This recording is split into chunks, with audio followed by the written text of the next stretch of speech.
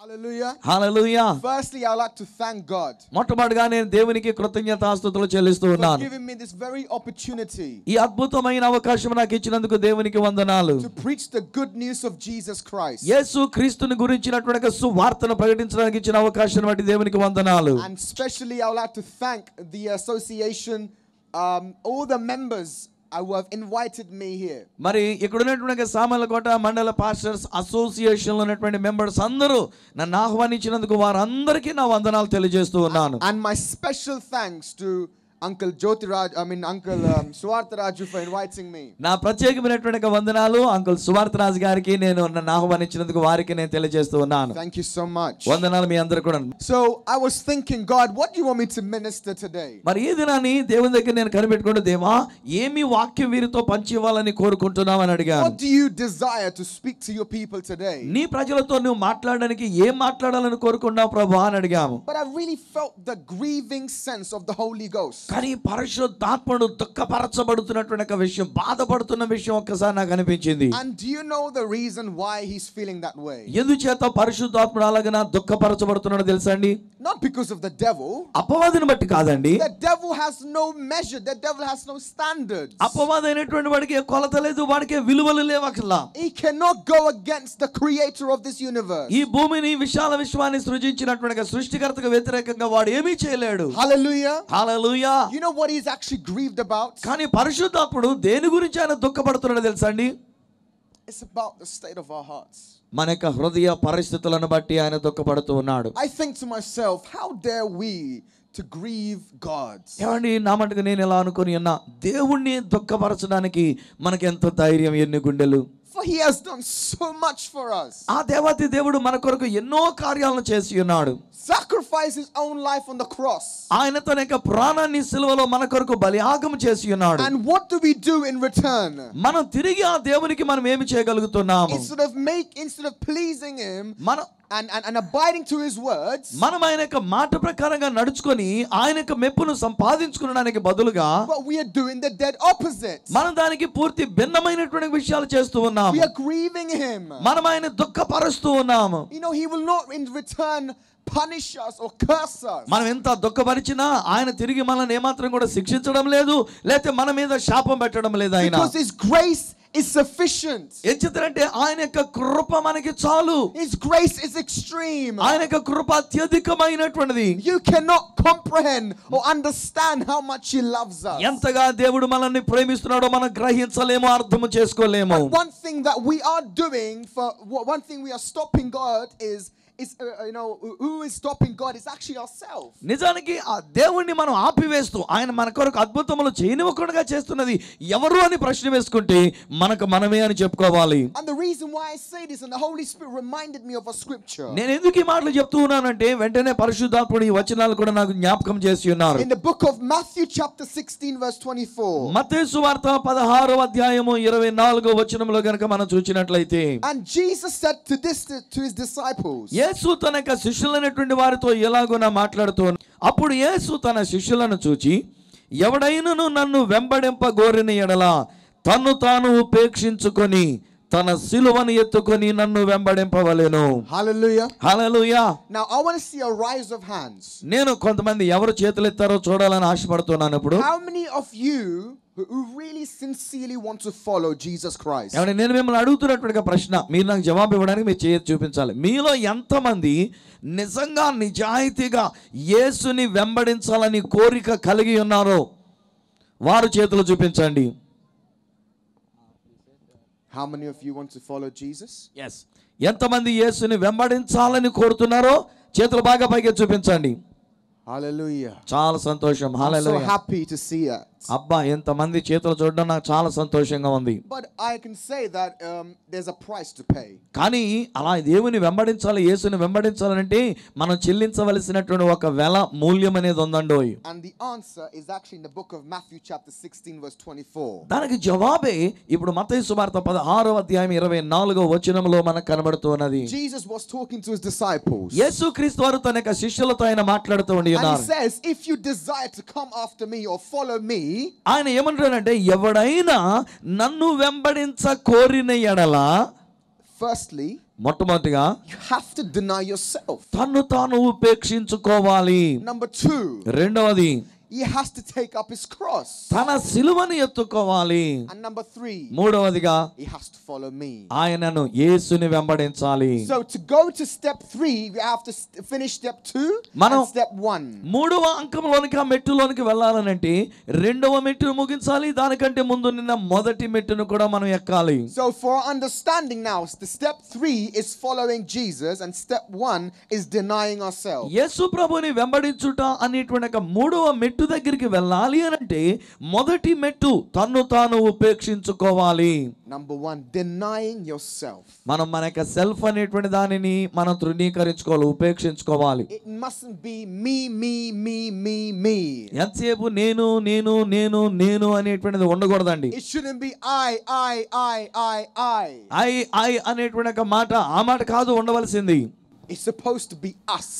మనము అనేటువంటి ఒక మాట ఉండాలి. It's supposed to be we. మనము అనేటువంటి ఒక మాట ఉండి ఉండాలి. You have to deny ourselves. మనను మనం ఉపేక్షించుకోవాలి. But why do you say that? కానీ ఎందుకలా చెప్పాడు ఆయన? You know how God feels when his children are coming together in love and unity? దేవుని యొక్క బిడ్డలైనటువంటి వారు ఐకమత్యముతో ఏకాత్మతో ఒక దగ్గర కూడుకొని ఉన్నప్పుడు దేవుడు ఎంత ఇష్టపడుతుంటాడో తెలుసా అండి? Say for example, ఉదాహరణకి you might be a parent. మీరు తల్లిదండ్రులుగా ఉండి ఉండొచ్చు కదా. And you have 2 bones. You have one boy or one girl or 2 boys or 2 girls. It doesn't matter. ఒకవేళ ఇద్దరు పిల్లలు మీరు కలిగి ఉన్నారు, ఒక అబ్బాయి ఒక అమ్మాయి కావచ్చు, లేక ఇద్దరు అబ్బాయిలు లేక ఇద్దరు అమ్మాయిలు కావచ్చు. And they're growing up. వాళ్ళు ఎదుగుతూ ఉన్నారు. వాళ్ళు maybe at the age of 20 or 25. 20 లేక 25 సంవత్సరాల వయసు వచ్చేసరికి you see them fighting with each other. వాళ్ళు ఒకరితో ఒకరు దెబ్బలాడుకున్నట్టు మీరు చూస్తూ ఉంటారు. You see them arguing with each other. ఒకరితో ఒకరు వాగ్వాదం పెట్టుకుంటూ చూస్తారు మీరు. You see them having this hatred towards each other. ఒకరికి ఒకరు అసహించుకున్నట్టు కలిగి ఉండడం మీరు చూస్తారు. And it's creating this hatred and it's growing day by day. ఇలాగున ఒకరినొకరు ద్వేషించుకొని అసహించుకునేటువంటిది రోజు రోజుకి పెరిగిపోతూ ఉండొచ్చు. But you wonder to yourself as a parent. ఏమండి తల్లిదండ్రులుగా ఉన్నటువంటి మీరు దాని గురించి ఆశ్చర్యపోతున్నారు, ఏంటి ఇలా జరుగుతుందని. Lord, why is this happening to me? అరే ప్రభువా ఎందుకు ఇలా జరుగుతుంది అని అనుకుంటాం. Why don't they love each other? అరే వీళ్ళ పిల్లలిద్దరూ నా కడుపున పుట్టినాళ్ళు కదా, ఒకరినొకరు ప్రేమించుకుని ఉండొచ్చు కదా అని అనుకుంటాం. Why? We've done so much for these kids. ఈ పిల్లల కొరకు మేము ఎంతగానో త్యాగం చేసుకున్నామే. We sacrifice a lot of our happiness for these kids. మా యొక్క సంతోషాన్ని కూడా ఈ పిల్లల కొరకే మేము త్యాగం చేసుకున్నామే. But why are they fighting and quarreling? కానీ ఏంటి పిల్లలిద్దరూ ఇలా దెబ్బలాడుకుంటూ ఉన్నారు? How would you feel as a mother or a father? ఒక తల్లిగా ఒక తండ్రిగా ఆ పిల్లలు అలా దెబ్బలాడుకుంటున్నట్టే మీకు ఎలా ఉంటుందో ఒకసారి ఊహించుకోండి. You feel grieved. మనం ఎంతో దుఃఖపరచబడుతూ ఉంటాం. You will feel sad. ఎంతో విచారము కలిగి ఉంటాం. You will feel upset. మనం ఎంతో అప్సెట్ అయిపోతాం. You will start to even cry. చివరికి మనం కన్నీరు పెట్టి ఏడుస్తాం ఆ బిడ్డల కొరకు. Because you saw a split in the family. ఏం చేస్తారంటే కుటుంబమే విచ్ఛిన్నమైపోతుంది, విడిపోతూ ఉంది. One's going to go to the left and one's going to go to the right. ఒకడు ఎడమ పక్కకి వెళ్ళిపోతున్నాడు, ఒకడు కుడి పక్కకి వెళ్తూ ఉన్నాడు. One wants to leave the district and the other one wants to leave the country. ఒకడేమో జిల్లాని దాటి వెళ్ళిపోదాం అనుకుంటాడు, ఇంకోడేమో రాష్ట్రాన్ని దాటి వెళ్ళిపోతూ ఉన్నాడు. How would you feel as a father? అలాంటప్పుడు ఒక తల్లిగా ఒక తండ్రిగా నీవు ఎలా అనుకుంటూ ఉన్నావు? How would you feel as a parent? ఒక తల్లిదండ్రులుగా మనం ఎలా భావిస్తూ ఉన్నాము? Now I've used that example to tell you why is God grieved? ఎందుచేత దేవుడు దుఃఖపరచబడి ఉన్నాడు ఆ విషయాన్ని నేను మీతో చెప్తూ ఉన్నాను. Because there is no love in the body of Christ. ఎందుచేతనంటే క్రైస్తవ సంఘం అని పిలువబడుతున్నటువంటి సంఘములో ప్రేమ అనేటువంటిదే లేదండి. We are not in the old covenant anymore. మనం పాత నిబంధనలో ఉండినటువంటి వారము కాము. We are not under law anymore. మనం ధర్మశాస్త్రము క్రింద ఉండిన వారము కాము. We are under grace. మనం కృప క్రింద ఉండినటువంటి వారం. Because it's impossible for us to finish the law. మనం యొక్క ధర్మశాస్త్రాన్ని నెరవేర్చడం అసాధ్యం మనకి. That's why we are under grace. అందుచేతనే ఇప్పుడు దేవుడు మనల్ని కృప క్రింద ఉంచి ఉన్నాడు. Hallelujah. Hallelujah. And the very 2 commandments that Jesus said. యేసు ప్రభు ఇచ్చినటువంటి రెండు ముఖ్యమైన ఆజ్ఞలు ఏమనగా, love him with all your heart, with all your mind, with all your soul, with all your strength. నీ దేవుడైన యెహోవాని నీ పూర్ణ హృదయముతో, నీ పూర్ణ ఆత్మతో, నీ పూర్ణ మనస్సుతో, నీ పూర్ణ బలముతో ప్రేమించాలి. And love your neighbors as you love yourself. నిన్ను నీవు ఎలా ప్రేమించుకుంటావు అలాగే నీ పొరుగువాన్ని ప్రేమించాలన్నాడు. It's a commandment. ఏమన్నా అది ఆయన ఇచ్చిన ఆజ్ఞ. They said, Lord, teacher, what is the greatest commandment? వాళ్ళు అడుగుతున్నారు శిష్యులు, ప్రభువా ఆజ్ఞలలో ప్రధానమైనది గొప్ప ఆజ్ఞ ఏంటి మాకు చెప్పండి అని What is the అడుగుతున్నారు. greatest? అందులో గొప్పదేంటి? And two of them commandments contain love. ఇప్పుడు రెండు ఆజ్ఞలు ప్రభు చెప్పారు. రెండు ఆజ్ఞలు ఉన్నది ఏంటంటే ప్రేమ. If you don't love, ఏమండి, మనం ఒకరినొకరు ప్రేమించుకోకపోతే it is a waste of living a Christian life. క్రైస్తవ బ్రతకడం వ్యర్థం. వ్యర్థం అది. Because if there is no love, ఒకరి ఎడల ఒకరికి ప్రేమే గనుక లేకపోతే, if there is no that means there is going to be no unity. ఒకరికి ఒకరు ఐకమత్యం కలిసి ఉండటం అనేటువంటిది లేకపోతే, that means one will go the other and the other one will go to the other side. ఒకడు ఇటు పక్కకి వెళ్తాడు, ఇంకోటి ఇంకో పక్కకి వెళ్ళిపోతూ ఉంటాడు. I gave you an example. How would you feel if your children were like that? నేను మీ కొరకు ఒక ఉదాహరణ చెప్పాను. మీ ఇంట్లో ఉన్న మీ ఇద్దరు పిల్లలే ఇలా దెబ్బలాడుకొని ఒకడు ఇటు ఒకడు అటు వెళ్తే తల్లిదండ్రులుగా మీరు ఎలా ఫీల్ అవుతారో ఒక్కసారి ఆలోచన చేసుకోండి. How much do you think God is grieved? తల్లిదండ్రులుగా మనమే అలా బాధపడుతుంటే మరెంతగా దేవుడు బాధపడతాడో ఆలోచించండి. The Bible says if you hate your brother, it's considered as murder. నీవు నీ యొక్క సహోదరుని ద్వేషించినట్లయితే నీవు నరహత్య చేసినట్లని బైబిల్ చెప్తోంది. What comes in the way? ఏంటండి మార్గ మధ్యంలో వచ్చేది? See, we have to point out and identify the problem. అక్కడ సమస్య అనేటువంటిది ఏమై ఉన్నదో దానిని జాగ్రత్తగా గుర్తించాలి, దాన్ని మనం తెలుసుకోవాలి. There is no point thinking about the solution without identifying the problem. అసలు సమస్య ఏంటో అనేది తెలుసుకోకుండా ఈ సమస్యకు పరిష్కారం ఏంటో చూడవలసిన అవసరం లేదండి. Hallelujah. Hallelujah. And see, when a person is suffering with cancer, ఒక వ్యక్తి క్యాన్సర్ తో బాధపడుతున్నాడు అనుకోండి. if he does not diagnose, or the doctors does not diagnose as his cancer, doctor గారు ఆ వ్యక్తిని తీసుకొని వెళ్ళినప్పుడు ఇది క్యాన్సర్ అని వాళ్ళు గుర్తించలేదు అనుకోండి. there is no point going through operation. ఈ క్యాన్సర్ అనేటువంటిది తెలుసుకోకుండా ఆపరేషన్ చేస్తారు, రారా బాబు అని చెప్పి పడుకోబెట్టి ఆపరేషన్ చేస్తే ప్రయోజనం లేదు. You will not think about the therapy. అక్కడ థెరపీ గురించి ఆలోచన చేయట్లేదు వారు. You won't think about the medication. కేవలం మెడికేషన్ గురించి వేరేదో ఆలోచిస్తూ ఉన్నారు. Because if you have not identified the problem, how can you solve it? ఆ వ్యక్తికి ఉన్న రోగం ఏంటో తెలుసుకోకపోతే ఆ వ్యక్తికి పరిష్కారం ఏ విధంగా చెప్పగలుగుతాము? You know what the problem is? సమస్య ఏంటో తెలుసండి? You know what the problem is? Are you ready to know? సమస్య ఏంటో తెలుసుకోవాలని కోరుకుంటున్నారా? సిద్ధంగా ఉన్నారు మీరు? Do you have the courage and the guts to listen to me? ఏమండి, నేను చెప్తున్నటువంటి మాటలు వినడానికి ధైర్యం దమ్ము ఉందా మీకు? It's called your ego. దాన్నే ఏమంటారంటే మీ ఈగో, మీ అహం అనేటువంటిది, అది సమస్య. Your pride. మన యొక్క గర్వం. If you observe in the Bible, Bible గ్రంథంలో కనుక మనం చూచినట్లయితే, why did Jesus say deny yourself? ఎందుకు యేసు ప్రభువారు మాట్లాడుతూ నిన్ను నీవే ఉపేక్షించుకో అని చెప్పాడు ఆయన? Why did he not say deny the devil? అపవాదిని ఉపేక్షించు అని ఎందుకు చెప్పలేదు? Why? ఎందుకు చెప్పలేదు? Because he has no power. ఎందుకంటే వారి దగ్గర ఏ శక్తి లేదు అపవాది దగ్గర. Because he doesn't love the devil. ఎందుకంటే ఆయన అపవాదిని ప్రేమించినవాడు కాదు. He did not give his life for the devil. అపవాది కొరకు ఆయన తన ప్రాణాన్ని ఇవ్వలేదు. He gave his life for you. కేవలం నీ కొరకు ఆయన తన ప్రాణాన్ని ఇచ్చాడు. His biggest weakness is you. ఆయనకు బలహీనత ఏంటంటే మీరే. He loves you so much. మిమ్మల్ని అంత పిచ్చిగా ప్రేమించాడు ఆయన. He loves you so much. ఆయన మిమ్మల్ని ప్రేమిస్తూ ఉన్నాడు ఆయన. He's grieved. ఆయన మీ గురించి దుఃఖపడుతున్నాడు. Because there is no love in the body of Christ. ఎందుకంటే క్రీస్తు సంఘం అనేటువంటి సంఘములో ప్రేమ అనేటువంటిది లేకపోయింది. We're supposed to be one. మనం అందరం ఒక్కటిగా ఉండి ఉండాలి. We're supposed to be embracing each other as brothers and sisters. ఒకరిని ఒకరు సహోదర సహోదరులుగా కౌగిలించుకోవలసిన వారు మనం. Say if you had a biological sister or a brother. ఏండి, మామూలుగా మనకు ఉన్నటువంటి మన పుట్టిన పిల్లలిద్దరైనటువంటి వాళ్ళు ఒక అన్న ఒక చెల్లి ఒక అక్క ఒక తమ్ముడు అయితే వాళ్ళిద్దరూ కౌగిలించుకుని అదే రీతిగా మనం కౌగిలించుకోవాల్సిన వారు. For example, ఉదాహరణకి you have a brother. మీకు ఒక సోదరుడు ఉన్నాడు or you అనుకో, have a sister. లేక మీకు ఒక సహోదరు ఉంది She అనుకో. is your blood related sister or brother. ఆమె మీ యొక్క రక్త సంబంధి, ఒకే తల్లి కడుపున పుట్టినటువంటి వారు. If she was suffering, ఒకవేళ ఆ బిడ్డ ఏదైనా తన సహోదరు ఏదైనా శ్రమ పడుతూ ఉంటే, as a brother, would you not feel sad for them? ఒక సహోదరుడిగా తోబుట్టువుగా అయ్యో నా చెల్లి బాధపడుతుంది అనేటువంటి ఒక భావం మనకు రాదా? Or if you were a sister, would you not look at your brother and feel sorry for him if he's going through difficulties in life? లేకపోతే ఒక అక్క లేక ఒక చెల్లిగా ఉన్నటువంటి నీవు నీ యొక్క సోదరుడు ఒకవేళ బాధపడుతుంటే అదే తల్లి కడుపును పుట్టిన వాడి యొక్క బాధను చూచి నీవు స్పందించవా? Wouldn't you do that? ఏమండి, చేయమా మనం అలాగనా? You would do that. తప్పకుండా మనం స్పందిస్తాం. Because you love them. ఎందుకంటే వాళ్ళు మన తోబుట్టువు, వాడిని మనం ప్రేమిస్తున్నాం గనక. Because you've raised with him or raised with her.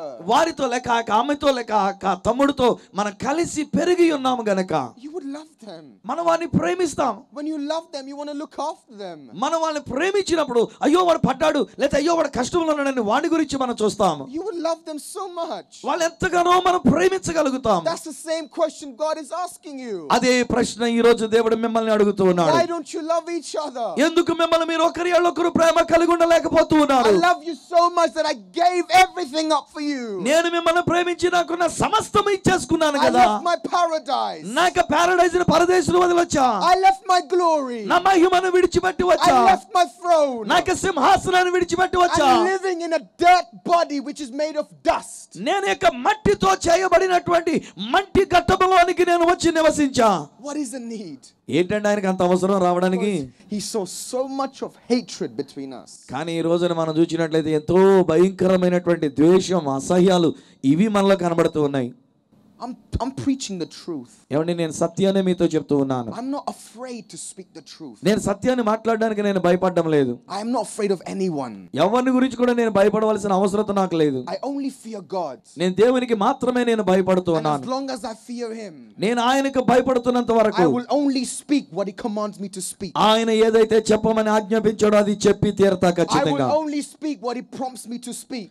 ఏది మాట్లాడమని నాకు వాగ్దానం చేశాడో ఆ మాటనే నేను మీతో పంచుకుంటూ ఉన్నాను. I'm not a man pleaser. నేను మనుషుల మెప్పు సంపాదించుకోవడానికి వచ్చినోడు గాను. Because if I was a man pleaser, I will only say things that man wants to hear. ఒకవేళ నేనే గనుక మనుషుల మెప్పు సంపాదించుకోవడానికి వచ్చిన వాడినైతే మనుషులకు ఇష్టమైనటువంటి మంచి మాటలుగా కొన్ని మాటలు చెప్పేసి వెళ్ళిపోయి ఉండేవాడిని. But I'm not that kind of person. నేను అలాంటి రకం కాదండి. I want to see the fire burning inside you. దేవుని అగ్ని మీ హృదయాలలో గుండెల్లో మండాలని అది చూడాలన్న ఆశ. I want to see you to get to such a stage where if your brother is struggling that you will give up your life for that brother. ఒకవేళ నీ సొంత తోబుట్టు అయినటువంటి సోదరుడు కష్టపడుతుంటే వాని కొరకు నిన్ను నీవే సమర్పించుకునేటువంటి ప్రేమ నీలో చూడాలని ఆశ.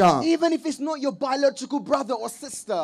ఒకవేళ నీ తోడబుట్టుగా ఒకే తల్లి కడుపున పుట్టినటువంటి వాడు కాకపోయినా but you just give your life for them. మనం క్రీస్తును బట్టి ఆ సహోదరుని కొరకు మన యొక్క ప్రాణాన్ని కూడా ఇవ్వడానికి సిద్ధం అవ్వాలండి. My friends, let me tell you something. నా ప్రియ స్నేహితులారా ఈ మాట చెప్తున్నాను ఆలకించండి. You know when Jesus said the two commandments, యేసుక్రీస్తు వారి రెండు ఆజ్ఞల గురించి ఆయన చెప్పినప్పుడు first he said love me.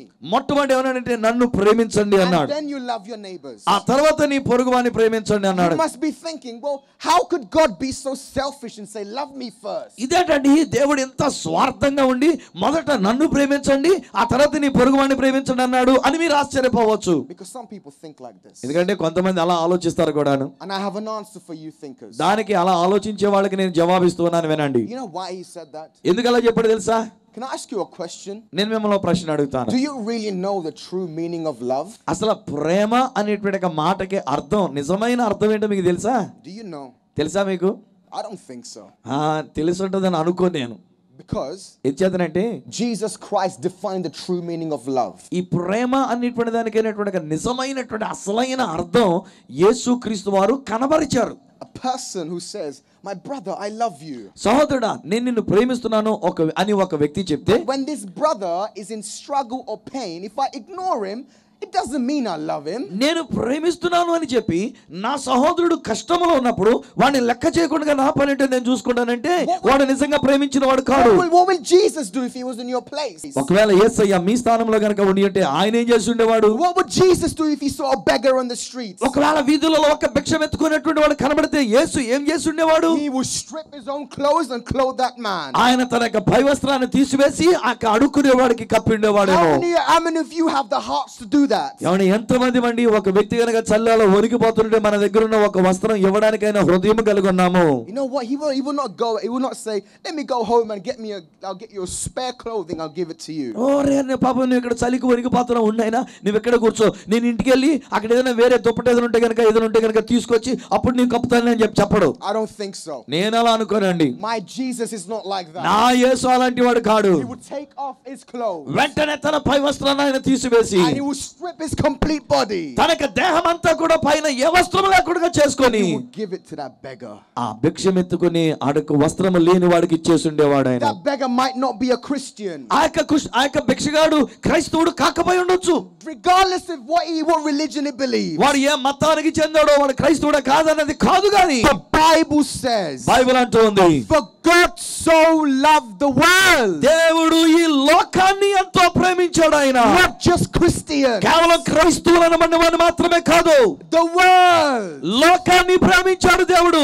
Not just Christians. క్రైస్తవులను మాత్రమే ప్రేమించాడని లేదు అక్కడ. That is the significance of Christ. అదండి క్రీస్తు యొక్క ప్రేమలో ఉన్నటువంటి ప్రాముఖ్యత. But instead of getting deeper into his love, కానీ ఆయన యొక్క ప్రేమ లోతుల్లోనికి వెళ్ళడానికి బదులుగా we have so much of misunderstanding and conflict with each other. ఏమండి, ఒకరితో ఒకరికి మనం అపార్థాలు పెట్టుకొని, ఒకరితో ఒకరు మనం పోరాటాలు పెట్టుకొని, that's just little-minded thinking. అది కేవలం ఏంటంటే చిన్న సంకుచితమైనటువంటి భావము కలిగిన ఆలోచనలు కలిగినటువంటి విషయం. Previously I was saying, why did Jesus say love me first? ఎందుచేత యేసుక్రీస్తు వారు మాట్లాడుతూ మొదట నన్ను ప్రేమించండి అని చెప్పాడు. Because if you love him, ఎందుకంటే మనం ఆయనను ప్రేమిస్తే you will know what love is. ప్రేమ అంటే ఏమిటో నీకు తెలుస్తుంది అప్పుడు. And number 2, రెండవది, when you receive that love from Jesus, మనం ఆయన ప్రేమించినప్పుడు ఆ యేసు యొక్క ప్రేమను మనం పొందుకుంటాము గనక then you can love your neighbors as you love yourself. ఆ ప్రేమ మనలోనికి వచ్చినప్పుడు నన్ను నేను ప్రేమించుకున్నట్టుగా నా పొరుగువాడిని ప్రేమించగలుగుతాను. Because you and me as well do not have the hearts to love our neighbors as we love ourselves. ఏం చేద్దానంటే మీరే గాని నేనే గాని మనం ఎవరం కూడా మనల్ని మనం ప్రేమించుకున్నట్టుగా మన పొరుగువాడిని ప్రేమించే ఆ హృదయం మనకు లేదండి. Only if you contain the love of Christ. క్రీస్తులో ఉన్నటువంటి ప్రేమని ఎప్పుడైతే నీ హృదయంలో కలుగుంటావో అప్పుడే ఆ ప్రేమతో ఇతరులను ప్రేమించగలవు. You receive his beautiful love. ఆయన యొక్క సుందరమైన ప్రేమను నువ్వు పొందుకున్నప్పుడు, you receive it in your heart. అది నీ హృదయంలోనికి నువ్వు తీసుకున్నప్పుడు, that is the moment where you can give the love to others. అప్పుడండి ఆ యేసు యొక్క ప్రేమని మనం ఇతరులకు ఇవ్వడానికి మనం సిద్ధమవుతాము. That's why I don't speak a lot of things when I step off the stage. అందుకని నేను స్టేజ్ దిగితే నేను పెద్దగా మాట్లాడనండి. I don't speak. నేనేం మాట్లాడను. I speak only if I'm called to speak. నేను మాట్లాడాలని పిలువబడినప్పుడు మాత్రమే నా నోరు తెరిచి నేను మాట్లాడతాను. Because I don't commit to unnecessary things. ఏం చేద్దానంటే అనవసరమైనటువంటి విషయాల్లోకి తలదొరచడం అది నా పద్ధతి కాదు. Because if I say something I will stick to what I say. ఏదైనా ఒక మాట నేను చెప్పాను అంటే ఆ మాటకి నేను నిలబడి ఉంటాను. It's the thing that God has taught me to do. అది దేవుడు నాకు నేర్పించినటువంటి విషయం. But coming back to the topic. అయితే ఇప్పుడు అంశంలోనికి మనం వచ్చినప్పుడు, why did Jesus say deny ourselves? ఎందుచేత యేసయ్య మనల్ని మనం ఉపేక్షించుకోమని చెప్పారు. If a person comes and says, I am the greatest, it's me, it's my company, it's my job, it's my dreams, it's my ambition. ఒకవేళ ఒక వ్యక్తి ఎవరైనా కనుక పైకి వచ్చి ఇలాగ మాట్లాడుతూ ఇది నాది, ఇది నా ఉద్దేశం, ఇది నా కంపెనీ, ఇది నా ఉద్యోగం, ఇది నాకున్న కళ అని కనుక చెప్పారనుకోండి, what does that make you think? అంటే అది మిమ్మల్ని ఏ విధంగా ఆలోచింపజేస్తుంది ఆ మాటలు? It makes you think this man is all about himself. ఓహో, ఈయనంతా ఆయన గురించే సుత్తి వాయించుకుంటున్నాడు రా బాబు అనుకుంటాం. You will think that he's so he's just selfish. అబ్బా ఇంత స్వార్థంగా మాట్లాడుతున్నాడు అని చెప్పేసని మనం తెలుసుకుపోద్ది మనకి. Let me tell you something, my friends. ఓ మాట చెప్తున్నాను వినండి స్నేహితులారా. Egoistic feelings, ఇలాగున స్వార్థపూరితమైనటువంటి ఆలోచన భావాలు, or even pride, చివరికి అది ఒకవేళ అతిశయం, గర్వం అనే అహమైన, is very dangerous. ఇది చాలా ప్రమాదకారిని. Don't let it get to you. అది మీ దగ్గరికి రానివ్వకండి, మీలోనికి రానివ్వకండి. See, I never expect people to come and praise me. ప్రజలు వచ్చి నన్ను ఏదో పొగడాలి, మెచ్చుకోవాలని చెప్పేసి నేను ఎప్పుడు ఎదురు చూడలే. I never seek comments or compliments from people. ఎవరో ప్రజలైనటువంటి వారు నా గురించి ఏదో మంచి మాటలు చెప్పాలని నేను అసలు ఏ మాత్రం కనిపెట్టనండి. Because as we are human beings, ఇచ్చేదంటే మనం మానవ మాత్రులం గనక when we receive a good compliment, ఒక మంచి మాట ఏదైనా, మెప్పు మాట ఏదైనా మనకు వస్తే we take it to our heart. అది మన హృదయంలోనే తీసుకుంటాం. And another person comes. ఈలోకి ఇంకొక వాళ్ళు వస్తారు. He says, brother, good message today. అబ్బా ఏం అద్భుతమైన సందేశం చేశారు You're కదా. a powerful man of God. అబ్బా నువ్వు చాలా శక్తివంతమైన You're దైవజనుడు, a great man of నువ్వు God. గొప్ప దైవజనుడు అండి. I'm not a great man of God. నేను గొప్ప దైవజనుడిని ఏమి కాను. I am not a great man of God. నేను గొప్ప దైవజనుని గాను. I am a man who serves a great God. గొప్ప దేవునికి సేవ చేసుకునేటువంటి మనిషిని మాత్రమే. I am not a great man of God. నేనేదో గొప్ప దైవజనుని కాదు. I am a man who serves a great God. గొప్ప దేవునికి సేవ చేసుకునే ఒక సేవకుడైన మనిషిని. I'm just a normal person. నేను ఇంకో మీలాగా ఒక వ్యక్తిని మాత్రమే. So if someone comes and praises me and lifts me up, ఎవరైనా నా దగ్గరికి వచ్చి అయ్యా మీరు ఎంతటోళ్ళండి బాబు అంతటోళ్ళని బాబు ఏ ప్రసంగం అబ్బబ్బా అన్నారంటే I receive it. నేను అది తీసుకొని I say thank you. నేను వందనాలు చెప్తాను వారికి. But glory to God. దేవునికి మహిమ కలుగును గాక అంటాను. Only glory to God. మహిమ కేవలం దేవునికే చెల్లును గాక. Only glory to Jesus. యేసుకి మాత్రమే మహిమ అని తెలియజేస్తాను. Who am I to receive the credit? నేనెవరినండి ఆ ఘనత మెప్పు పొందుకోవడానికి? Who am I to receive the honor? ఆ ఘనతను పొందుకోవడానికి నేనెవరిని? Jesus said, I don't seek honor from you. నేను మీ యొద్ద నుంచి మెప్పును కోరడం లేదు అని యేసు చెప్పాడు. So if Jesus himself is not seeking honor from people, who am I to seek honor from people? దేవుడైనటువంటి యేసయ్య ఈ లోకములో ఉన్నప్పుడు నేను మనుషుల మెప్పును కోరుకునేవాడిని కాను అని చెప్పినప్పుడు ఈ లోకములో మానవుడుగున్న నేనెవరిని నేనే పాటివాడిని అలాంటి మెప్పు పొందుకోవడానికి. I always say one thing. నేను ఎప్పుడు ఒక మాట చెప్తూ ఉంటాను. I say people change like seasons. ఏమండి ప్రజలైనటువంటి వారు కాలాలు మారుతున్నట్టుగా మారిపోతూ ఉంటారు వీళ్ళు. You know, like seasons, winter or summer, rainy season. వేసవికాలం, శీతాకాలం, మళ్ళీ వర్షాకాలం ఇలా కాలాల్లో మారిపోతూ ఉంటారు. People change like seasons. ప్రజలు కూడా అలాగే కాలములు మారినట్టుగా మారిపోతూ ఉంటారు. So one time they'll be, oh brother, I'm very impressed with you. Oh brother, very good message. ఒకసారి ఏమంటారు, అబ్బా బ్రదర్ మీరంటే నాకు చాలా ఇష్టం అండి, ఏం అద్భుతమైన ప్రసంగం అండి అంటారు. Behind their back, it's a rubbish message. వెనకాల మళ్ళీ ఇంకొకరు చూసి చెత్త ఏం చేసిన ప్రసంగం ఏముంది అని అంటారు. Come on, don't you see what God is looking at? ఏమండి దేవుడు మనల్ని చూడడం అనేటువంటిది మీరు గమనించడం లేదా? He's looking at you. మీ వైపు చూస్తూ ఉన్నాడు ఆయన. He's seeing the hypocrisy in you. మీలో ఉన్న వేషధారణ బ్రతుకును చూస్తున్నాడు. And don't you fear God for even one atom? ఏమండి ఒక్క విషయం ఒక్క క్షణం ఆయన లేకుండా మనం ఉండగలమా? ఆయన చూడకుండా ఉండగలమా? Aren't you at least fearful of God? ఏమండి ఒక్క చిన్న విషయంలో కూడా ఆ దేవుని యందు భయము భక్తి అనేటువంటిది మనం కలిగి ఉండగలుగుతున్నామా? Your heart on your hand and say, God is looking at me. హృదయంలో అనుకున్న దేవుడు నా వైపు చూస్తున్నాడని. He's looking at me. ఆ దేవుడు నా వైపు చూస్తూ ఉన్నాడు. The same person you are in your bedroom is the same person you must be outside. నీవు నీ యొక్క పడక గదిలో ఎలాంటి వ్యక్తిగా ఉండి ఉన్నావో బయట ఉన్నప్పుడు కూడా నీవు అదే రకమైనటువంటి వ్యక్తిగా ఉండి ఉండాలి. The persons that know me personally. ఒక వ్యక్తి వ్యక్తిగతంగా ఏమైతే ఉన్నాడు. My team who know me personally. నాకు టీం వాళ్ళందరూ కూడా నేనేంటో వాళ్ళకి తెలుసు. They know me as I am on the stage, I am off the stage. నేను వేదిక మీద ఉంటే ఏమై ఉన్నానో, నేను వేదికని దిగి నేను నాకు పడక గదిలో ఒంటరిగా ఉన్నప్పుడు నేను ఏమై ఉన్నానో నాతో ఉన్న టీం వాళ్ళందరికీ తెలుసు. When people praise me, అయితే ప్రజలు నా దగ్గరికి వచ్చి పొగిడితే I said thank you. నేనంటాను వందనాలంట. But glory to Jesus. అయితే యేసుకే మహిమ. That's it. అంతే. Because if I keep it, if I receive it, ఎందుకంటే నాకు నేను ఆ విషయాలు కనుక దాచుకుంటే it's like blowing a balloon. అది ఎలా ఉంటదంటే ఒక బొడగను ఊదినట్టుగా ఉంటదండి. You blow it, you blow it, you blow it, you blow it. దాన్ని ఓదండి ఆ బొడగను ఇంకా ఓదండి. And the air signifies pride. ఆ గాలి మనలో ఉన్న గర్వానికి సాదృశ్యం. And you become so big now. అబ్బో ఇప్పుడు చాలా లావు అయిపోతాం మనం ఇక. Become so big now. చాలా పెద్దదైపోతాం మనం. Become very, very egoistic. చాలా ఎక్కువ ఇటువంటి స్వార్థం నేను అనేటువంటి ఒక విషయం. My friends, that's why Jesus says, deny yourself. అందుకనే యేసుక్రీస్తు వారు అన్నారు కదా, నిన్ను నీవు ఉపేక్షించుకో.